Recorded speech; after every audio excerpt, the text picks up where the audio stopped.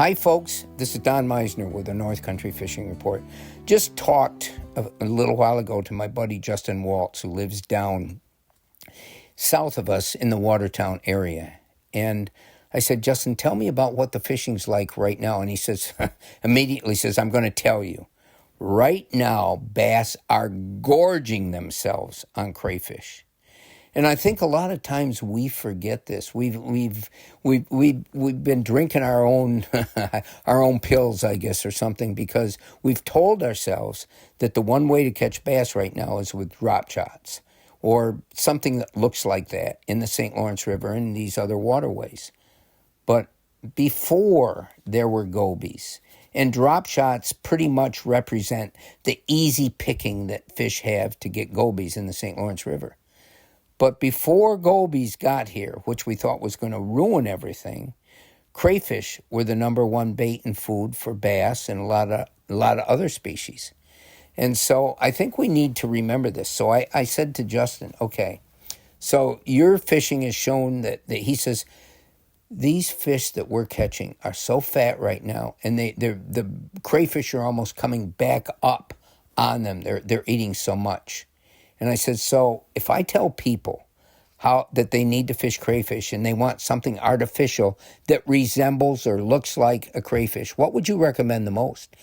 And he thought for only a second. He said, well, jigs are usually the best way to mimic a crayfish. But he said for a shoreline fisherman, you got to be rich, because you're going to snag so many times and not be able to get the snag out, because jigs are going to go to the bottom where crayfish are. They're going into the rocks where crayfish kind of live underneath the rocks.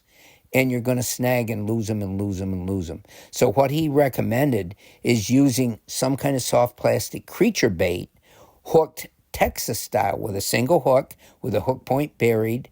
And he said about 1/8 ounce to 1/4 ounce weight. He says maybe a lighter. And the reason creature baits with that single hook, they're narrower. They're not going to snag nearly as much. But if you're in a boat or a kayak or a canoe or something, and you can sort of get around to the places, if you hook your snag in one way, you can sort of go to the backside of it with your boat, and you can often get the snag out. He said if that's the case, just fishing a jig of some sort, a bucktail jig. I'm going to tell you what I believe, and I've said this in other reports, that a tube jig mimics a crayfish tremendously. It's not as snaggy as, let's say, a bucktail or something. And boy, I'll tell you, you can catch an awful lot of fish. And you want to mimic the color of what you think the crayfish are that they're feeding on. So green pumpkin is always a great color. There's times when the crayfish turn orangish or sort of reddish, and that can be a great color to use in a jig like this. But don't forget that bass love crayfish. And right now is one of the best times to fish crayfish. And don't think that the bass don't come into shallow water, even though it's summer.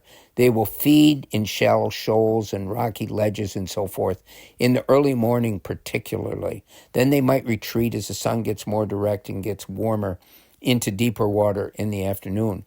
But crayfish and crayfish imitators are as good a bait as you can use most of the time. So don't forget this tip. Until next time, folks, this is Don Meissner with the North Country Fishing Report.